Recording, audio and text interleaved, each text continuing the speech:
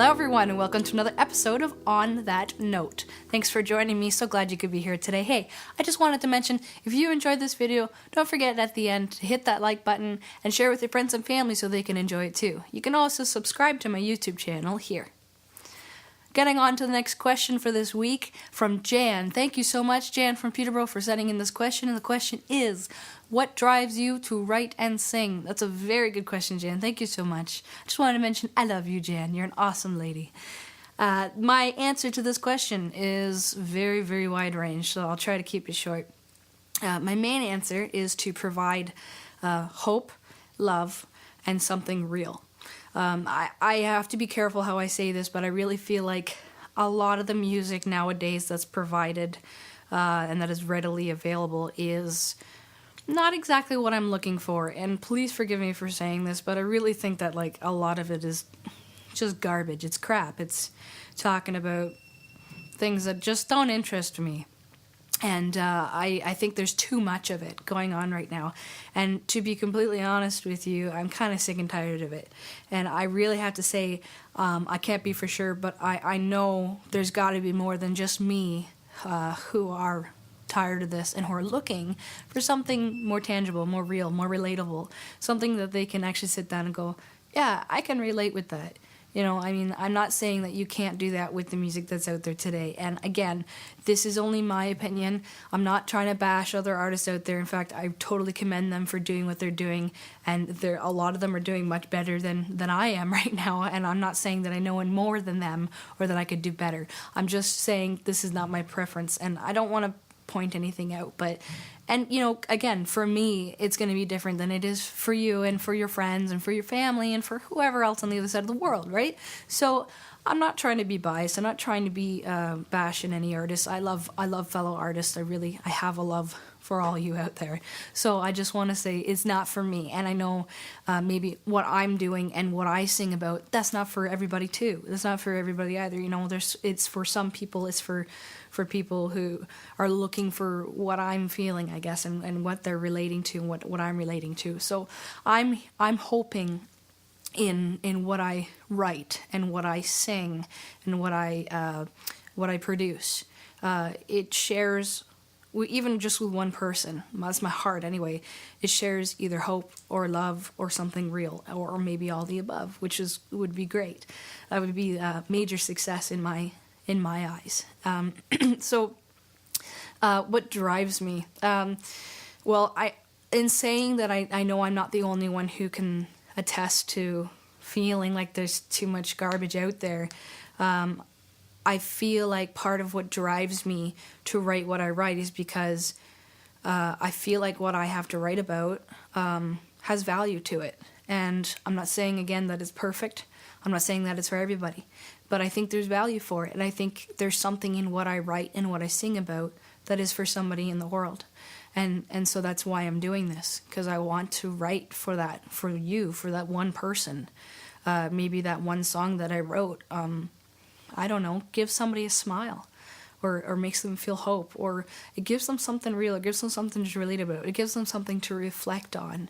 You know, it just touches them in some sort of way. And so that's what my driving force is. You know, I just feel like there's just too much crap in the world, and I hope to offer something real. There's so much. This is a very wide range topic, and I don't want to get into it too much, and I'm probably going to get some bad emails or hate emails from this, but you know, the media is constantly screaming how to be and who to be and why and when and where. And you know, women have to be perfect. They have to be a certain size. They've got to be pretty much toothpick. They've got to wear makeup. They've got to have their hair done perfectly. They've got to have their nails done. They can't walk out of the house without makeup. You can't eat like a certain way at a restaurant. You can have certain food at a restaurant. You got to be on this diet and that diet. You know, men go through pressure. You know, you got to have that powerhouse kind of demeanor about you. You can't be weak. You can't be emotional because you're like a woman then. You know, I feel like a real man is a real man is someone who's not afraid of expressing, like accepting and expressing emotions. I always said a real guy knows how to cry, is not afraid to cry. But there's so much pressure on you gentlemen when the world is screaming at you, like, even just the razor commercials, where you have to, all the guys are perfectly built and like they probably rub some sort of oil on their chest and whatever and their face, and then they shave and like it's a perfectly smooth shave. Like, that's not everybody in the world. I mean, come on, it's kind of ridiculous to me. It's like, it's so fake. There's that Barbie doll and Ken mentality that you always have to be that way. But in my opinion, that's just a never-ending expectation and bar that if you hit, then really, what did you gain in life? Would you look back and say, I've got no regrets? And so I think this, to myself personally, I look at that and I go, okay, I'm not super skinny. In fact, I weigh more than I ever have. I'm not proud of it. I rarely wear makeup. You're seeing the rare occasion. I rarely do my hair. Again, you're seeing the rare occasion, but it's not perfect. I probably eat too much fast food. I probably don't jog enough. I probably don't say all the right things, and I probably don't have the best table manners. But you know what? I've learned to accept that I am who I am for a reason, and that I am valuable, and that, in that I've been able to realize that not only am I valuable, but what I have to offer is also valuable. So I'd like to share with the world that they don't have to put up with the facade and with the expectations and that crazy pressure that's just so overbearing and overwhelming, that the media and the world is trying to scream at you. You're like, you don't have to put up with that. You don't have to try to run that race. There's no winning that race. It's a never-ending competition, and there's no winner.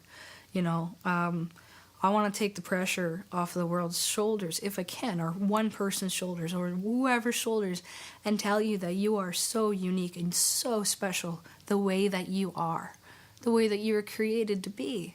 And don't try to be anyone else, because you are your best when you are you. Nobody else can be you better than you.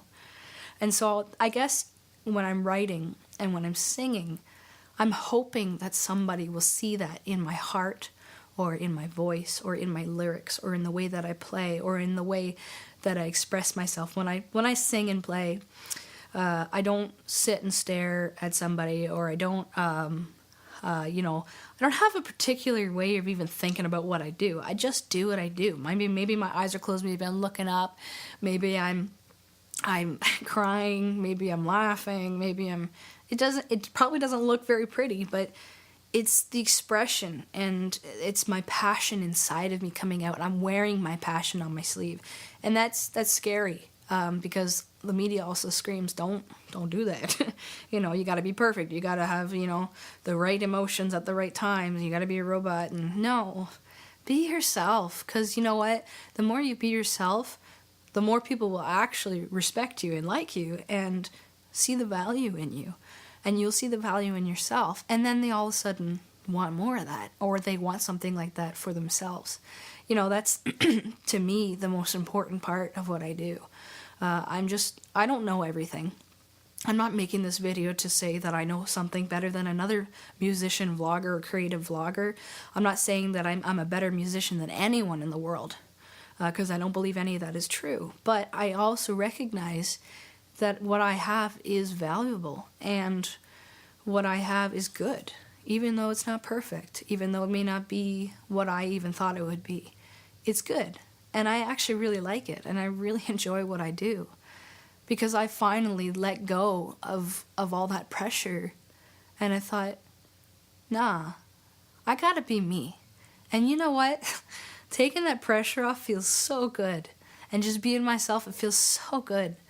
And feeling that made me go, I gotta show the world this. I gotta share this with somebody.